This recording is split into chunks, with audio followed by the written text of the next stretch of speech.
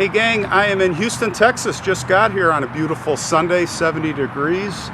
It's February 5th. On the way from San Antonio, I'll be here a week doing several stories. And we're at Forest Park Lawndale Cemetery. Big cemetery here, beautiful cemetery. And we are here to visit the grave of Timothy O'Bryan. It's a pretty infamous story from 1974, Halloween, October 31st.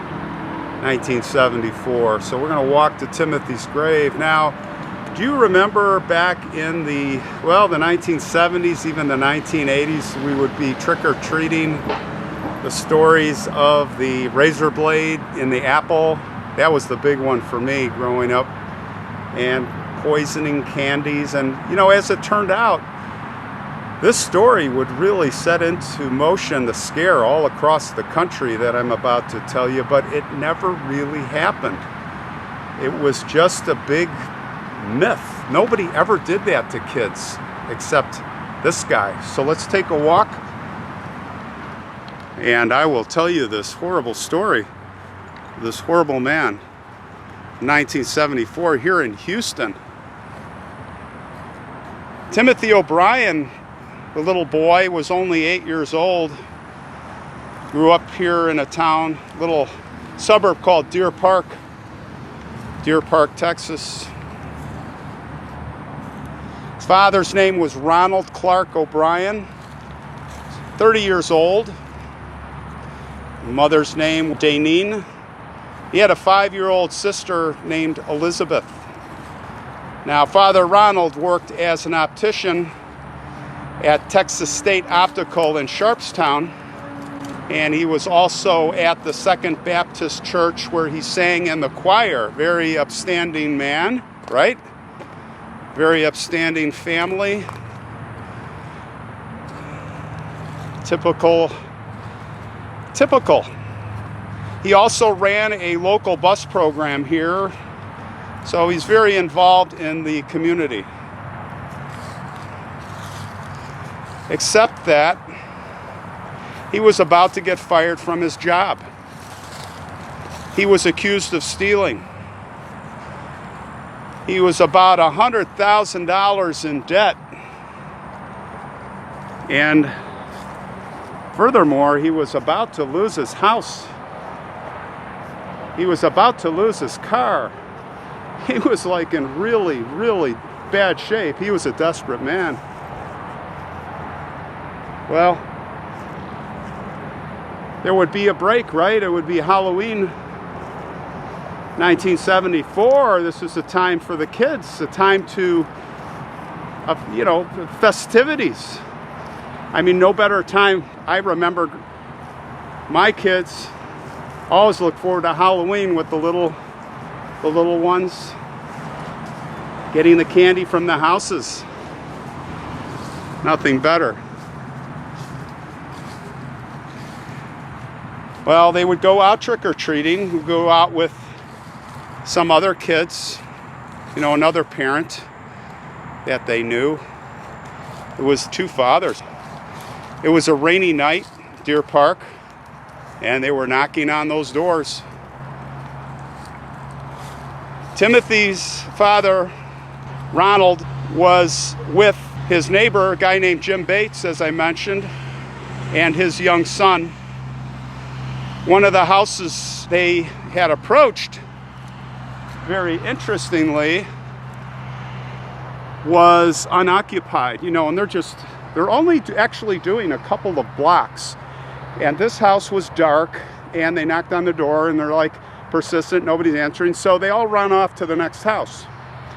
They got to get as much candy as they can in the limited amount of time. But Ronald, the father, stays back.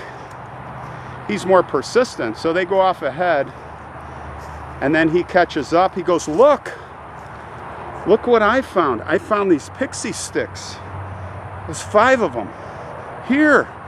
So to his daughter, Timothy Elizabeth, and to the other ones, he gives them the Pixy Stix. Look what I found. Oh, thanks, Dad. Thanks, Mr. O'Bryan. And they go on their way. They finish all the trick-or-treating, they get home, they dry off. It was fun, it wasn't long enough, and the sweets were handed out. There was a point, though, where the kids were all in the living room, and by the way, right by the expressway here, pretty noisy. And you know, by the way, I remember when I was little, and then my kids too, you just can't open the bag and just eat everything. You get your, you know, pick one. Of course, we would sort through it. And they were kind of going through that process. You get to pick one thing before bed. Now, one of the kids went to Timothy's bag, and he's going to grab, and Ron jumps across the room. They say later, it's like, takes it away. Takes it away from them. So Timothy got to pick, and he decided that he was going to have a lollipop. But his dad said, oh no, it's going to take too long to eat that lollipop. Why don't you have a Pixy Stix? And the little guy goes, okay, Dad. And he opens the Pixy Stix, and he's having trouble, and Dad helps him open it. Why? Because it was weird. The Pixy Stix had a staple on the end, and he couldn't get it off. So he finally, you know, Dad helped him, and then he was trying to get, you know how you pour it down your throat? He's trying to pour it, nothing's coming out. It's all like hardened. So Dad like loosens it up, and of course then it flowed right into his mouth. Dad, this really tastes bad. It tastes really bitter. This doesn't taste like candy. Dad goes, oh, it's okay. He makes little Timothy a Kool-Aid, and he says, here, wash it down. It'll taste better. Next thing you know, little Timothy is retching over, coughing. Dad, my stomach, he's crying. Goes to the bathroom, he's vomiting. His dad is holding him on the floor in his arms while he dies right there in his dad's arms. And of course, what does Dad do? He calls the paramedics. Nobody can figure out what's going on. Why did this happen? Of course, there was an investigation, and then there was a very odd call that came from the morgue. There was a Dr. Joseph Jacomitz, chief medical examiner in nearby Harris County here. They were asking him, what's going on? What's this almond smell coming from Timothy's mouth that you're talking about? And the good doctor said, that's cyanide. What? Yes, that's the smell of cyanide, and I've tested it, and it's cyanide. Holy cow, the tests proved it. And they went back to the other Pixy Stix, right? They're like, wow, if that Timothy died from that Pixy Stix, and of course, you know, they tested the Pixy Stix and it has cyanide in it, what about those other ones? Listen to this.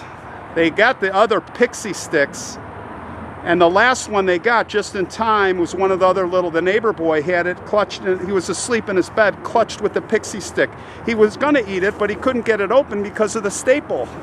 You know, that's what Ron used to reseal it after he put the cyanide in.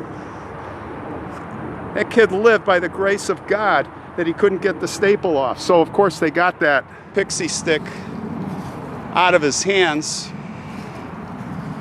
and you know, of course that saved his life. Well, the police took Ronald back to the neighborhood. The group had been trick-or-treating. They took him back to that house. Everyone was stumped. He said, yeah, the guy in there, I couldn't see him. Some guy, just saw the arm come out in the dark, and he had a hairy arm. Well, it turns out that guy that lived there wasn't even home. He was air traffic controller. He didn't get home till 11. And there were 200 people that saw him there at the, air traffic control. So the story was starting to fall apart. Investigators were starting to become suspicious. A few days went by, and they took Ronald out again, and they were pretty firm with him. Come on, really, what happened here? Are you sure this was the house? Anyway, he was starting to get nervous. And now there would be people that would be coming forward, employees, friends, a lot of weird things. There was a lot of questions he was asking, one to a chemist friend and one to someone else. 2 people within a year. Is how much cyanide does it take to kill somebody, and where can I buy some? It's like Google of today, where they check the history. So that was really, and then another employee said something similar, was asking about that. And then one of the relatives said at the funeral, get this, he's at the funeral of his son, Timothy, and he says, he's telling him, he's like, I got a bunch of insurance money coming. I'm going to take a long vacation. And I'm going to buy this, and I'm going to buy some big things. Did you say insurance money? Yeah. Well, it turns out, now the police find out that old Ronald had bought all these insurance. He's bought the insurance policies on his 2 kids. Nobody bought insurance companies. The guy's in debt $100,000 and about to go under. Where's he coming up with the money, and why are you buying insurance policies? And then he doubled them. And then like days before, the month before, he doubled it again, up to like from 10,000 to 20,000 to like 50,000, against the insurance company's objections. Well, they had him now. Again, all circumstantial, but pretty strong case. Then they found a pair of scissors. It may have been a knife, but it was laced with cyanide sweets, the powder. It was all coming together. Of course, Ronald maintained his innocence. I didn't do it. We're the victims. Well, the newspapers got a hold of this now, and they called him the CANDYMAN. He was basically being tried in public now. And why not? He said not guilty at the plea hearing. Not guilty, of course. His defense team blamed the candy on some boogeyman, some sick individual, Halloween monster. But, the friends and the family and all these stories were coming forward. So it only took the jury 46 minutes to find him guilty of capital murder and 4 counts of attempted murder. And he was sentenced to death.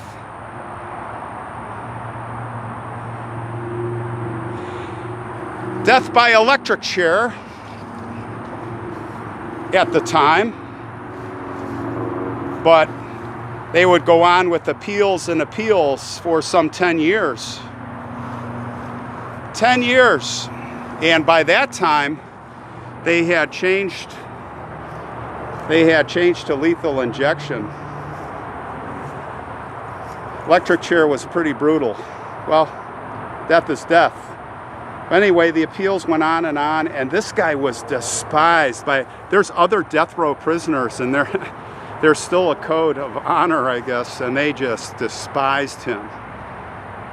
In fact, they wanted, when the appeals ran out, they wanted to have a ceremony, a public ceremony to show, hey, we're on death row, but we think this guy's a piece of garbage.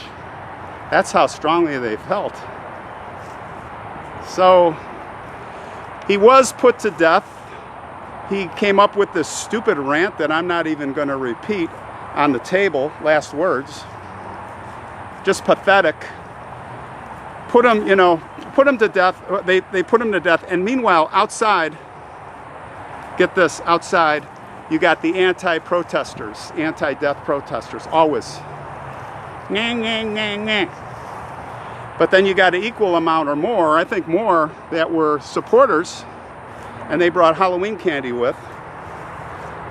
And when they came out and like waved the flag and said, he's dead, they like took the Halloween candy and said trick or treat, and they like threw it at the anti-death sentence protesters.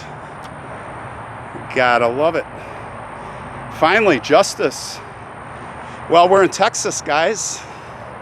Guess what? They don't fool around in Texas, the Lone Star State. Anyway, a pathetic man that is gone. Timothy's grave is right here.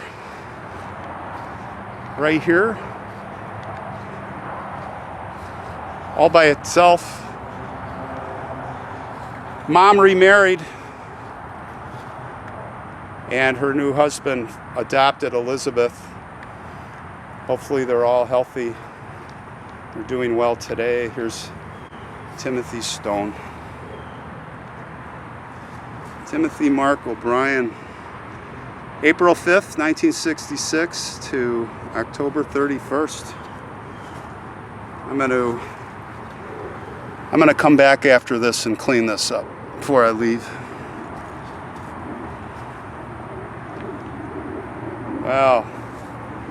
Halloween would never be the same in our country, and especially in Texas, and most especially in that neighborhood or adjoining neighborhoods. They did not have trick-or-treating anymore there, at least for I don't know how many years, maybe still to today. The story is still remembered. Timothy is not forgotten. But that just kind of changed the dynamic in our country. And the boogeyman came out. And the boogeyman killed his own son. And almost killed other kids. Sister, he didn't care. He just wanted money. And the boogeyman is dead forever. Burning down there. Timothy was a good boy. He didn't deserve that. He had his whole life ahead of him. Rest in peace, Timothy Mark O'Bryan. Rest in peace.